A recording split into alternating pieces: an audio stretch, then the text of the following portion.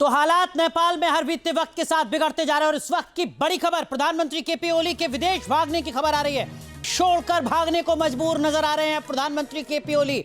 वो केपी ओली जो चीन के रास्ते पर चल रहे थे, वो केपी ओली जो नेपाल में लोकतंत्र का गला घोटने की कोशिश कर रहे थे, वो केपी ओली जो अभिव्यक्ति की आजादी को खत्म करने की कोशिश कर रहे थे। और इसी के मद्देनजर एक दो नहीं बल्कि 26 सोशल मीडिया ऐप्स पर बैन लगाने का बड़ा फैसला किया था केपी ओली ने। अब वही देश छोड़कर जाने को मजबूर हैं क्योंकि नेपाल इस वक्त जल रहा है। नेपाल के कृषि मंत्री ने इस्तीफा दे दिया है, गृह मंत्री ने कल ही इस्तीफा दे दिया था। एक के बाद एक जो कैबिनेट के मंत्री हैं नेपाल के, वो इस्तीफा देने के लिए मजबूर हैं क्योंकि हालात लगातार बिगड़ रहे हैं। ये जो आक्रोशित जनता है नेपाल की, ये लगातार मंत्रियों पर हमला कर रही है, उनकी इमारतों पर हमला कर रही है। हमारे साथ नेपाल से वरिष्ठ पत्रकार सुमन तिवारी जुड़ रहे हैं, एक और खास मेहमान हमारे साथ जुड़ रहे हैं, उनका भी परिचय आपसे कराएंगे। लेकिन सुमन तिवारी, सबसे पहले आपसे जानना चाहेंगे इस वक्त की क्या अपडेट, इस वक्त की जो बड़ी खबर है वो ये कि केपी ओली देश छोड़कर भागने की फिराक में है। दुबई का जिक्र सबसे ज्यादा हो रहा है। जी हाँ, सुनने में आया है कि केपी ओली देश छोड़ने का सोच रहे हैं, मगर तब भी उनको अभी फिलहाल आर्मी के प्रोटेक्शन में रखा गया है। और यहाँ के आक्रोशित जनता भी सिर्फ एयरपोर्ट नहीं, यहाँ पे जगह जगह पे आपका देख सकते हैं, यहाँ पे ये चौक चौक पे आके आक्रोशित अपना आक्रोश दिखा रहे हैं। जो कल का इंसिडेंट हुआ है, 20 peoples, it's not a joke, it's a massacre. एक पीसफुल रैली निकल रहा था, उस पे आपको एक रैली निकल रहा था, उस पे इतना 20 लोगों का मरना और more than 300 peoples injured and hospitalised. ये केस में सुमन तिवारी, मैं आपसे रिक्वेस्ट करूंगा अगर संभव हो सके तो इस वक्त जहां पर आप हैं, ऐसा लग रहा है कि आपके पीछे अभी भी प्रोटेस्टर्स हैं, अपनी नाराजगी जाहिर कर रहे हैं। अगर आप कुछ विजुअल्स दिखा सके, मैं लौटूंगा आपके पास। हमारे साथ नेपाल जनता पार्टी के उपाध्यक्ष खेमनाथ आचार्य जुड़ रहे हैं। खेमनाथ जी, आपके पास इस वक्त क्या अपडेट है, क्या जानकारी आपको मिल रही है और क्या आपको लगता है कि अब केपी ओली सरकार का जो काउंटडाउन है वो यहाँ पर शुरू हो चुका है? धन्यवाद। अभी परिस्थिति बहुत नाजुक हो चुका है। सुबह से ही देश भर में आग जल रही है और काठमांडू में सिर्फ नहीं है, झापा से लेकर कंचनपुर, नेपाल के जितने भी बड़े बड़े शहर है, सब शहर में प्रदर्शन शुरू हो गया है। स्वतः स्फूर्त जनता सड़क में आ गई है और जितने भी पॉलिटिकल लीडर है उनके घर गांव में हो या शहर में हो, ढूंढ ढूंढ कर अभी जलाने की प्रक्रिया में पब्लिक जुट गई है। और यहाँ परिस्थिति अत्यंत नाजुक है और अभी भी केपी ओली राजीनामा देने के मनस्थिति में नहीं लग रहा है। अभी भी आप कह रहे हैं मंत्रियों को ढूंढ ढूंढ कर उनको निशाना बनाया जा रहा है, उनके घरों को जला रहे हैं इस वक्त प्रदर्शनकारी। हाँ, वो है, वास्तव में जलाना भी चाहिए वास्तव में, क्योंकि कल जो घटना हुई ना, वो तो मानव इतिहास में, नेपाल के हिस्ट्री में सबसे नरसंहार है। इस वक्त आप कहां पर हैं और आपके पीछे जो हलचल है उसको अगर आप दिखा सकते हो तो। जी मैम, अभी मैं ये कांग्रेस पार्टी कार्यालय के आसपास चौक पे हूँ, ये सानिपा चौक बोला जाता है। यहाँ पे रिसेंटली कांग्रेस पार्टी कार्यालय में भी आगजनी हुई है, लोग कुछ ज्यादा ही आक्रोश में हैं। अभी यहाँ पे चौक चौक पे अपना प्रदर्शन दिखा रहे हैं, they are releasing their anger for studies incident. खास ऐसा होना भी नहीं चाहिए था एक पीसफुल रैली में। This is totally failure of our government, उनको रिस्पॉन्सिबिलिटी लेना चाहिए इस बात पे।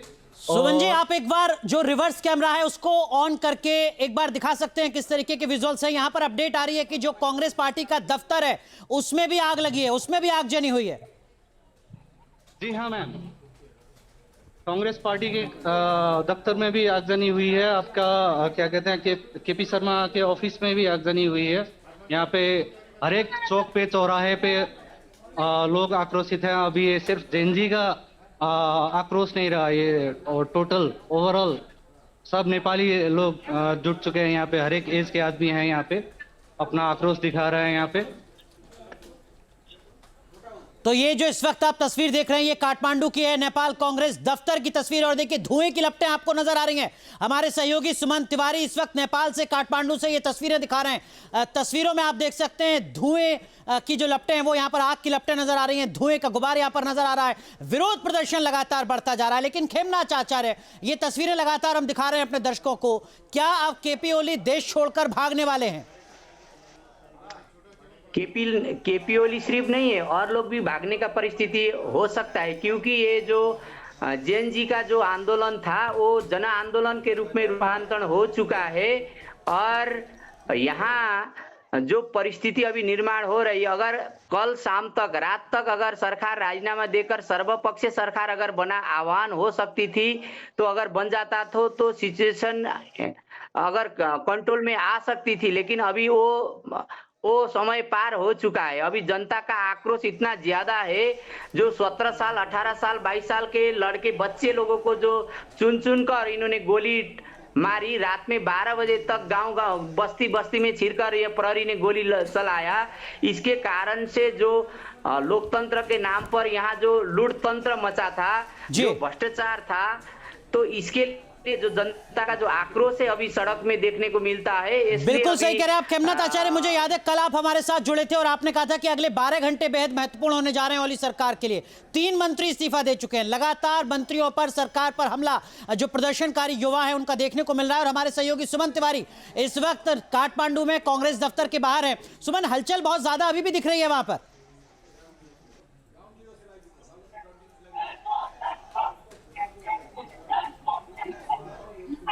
सुमन, आप सुन पा रहे हैं मुझे?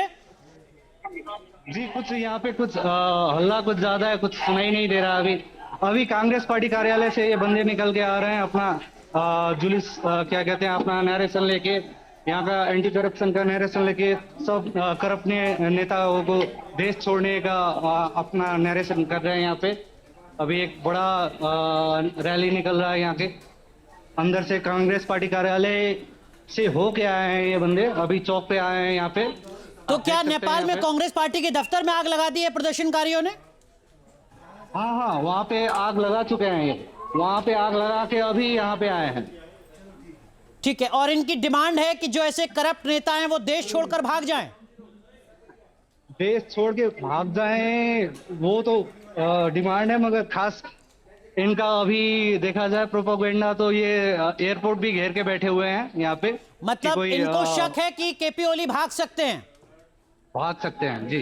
तो इस वक्त की बड़ी खबर हमारे सहयोगी सुमन तिवारी बता रहे हैं कि काठमांडू के एयरपोर्ट पर प्रदर्शनकारियों ने कब्जा जमा लिया है, इस आशंका के साथ कि कहीं केपी ओली देश छोड़कर भाग ना जाएं, वो तस्वीर सामने ना आ जाए जो पाकिस्तान से अक्सर सामने आती है, जो श्रीलंका से सामने आई थी, जो बांग्लादेश से सामने आई थी, वो तस्वीर नेपाल से सामने ना आए। इसलिए एयरपोर्ट पर भी प्रदर्शनकारियों का कब्जा है। लेकिन ऐसी स्थिति में अब विकल्प क्या बचता है खेमनाथ आचार्य केपी ओली के पास?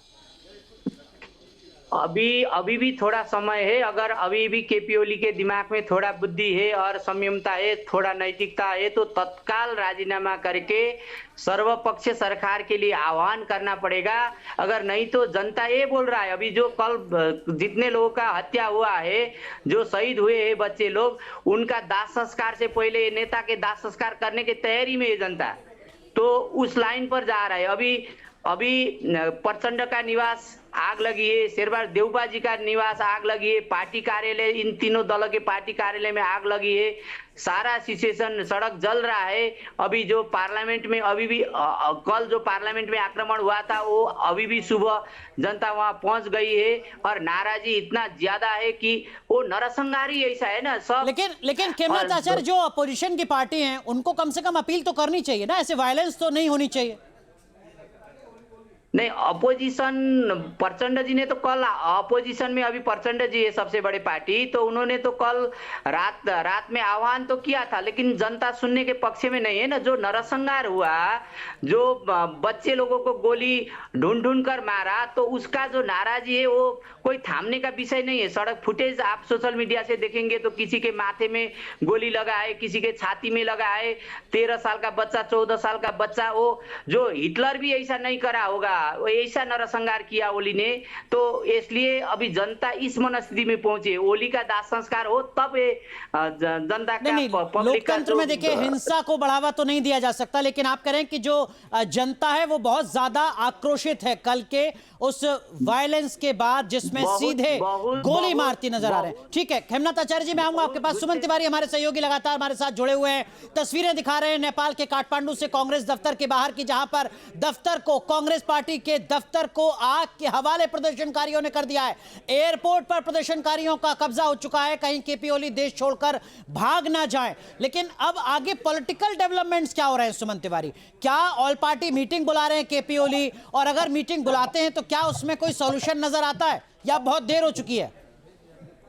अभी तो बहुत देर हो चुकी है मैडम। अभी इनका जो आक्रोश देखने को मिल रहा है अभी सोशल मीडिया में, खास कहा जाए तो कल शाम से सोशल मीडिया बैन भी हट चुका है यहाँ पे। और अभी के पोस्ट के हिसाब से जो सोशल इन्फ्लुएंसर्स हैं और पॉलिटिकल लीडर्स हैं, उनके पोस्ट के हिसाब से अब ये सिर्फ जेनजी का और सिर्फ ये सोशल मीडिया का एंटी सोशल मीडिया बैन का रैली ना रहा, ये अब सिस्टम चेंज करने का रैली हो चुका है। तो इसके जो पीछे की वजह करप्शन सिर्फ सुमन तिवारी, क्या इसके पीछे की वजह सिर्फ सोशल मीडिया बैन है, या केपी ओली के ऊपर जो लगातार करप्शन के आरोप लगते रहे वो भी नाराजगी की एक बड़ी वजह है?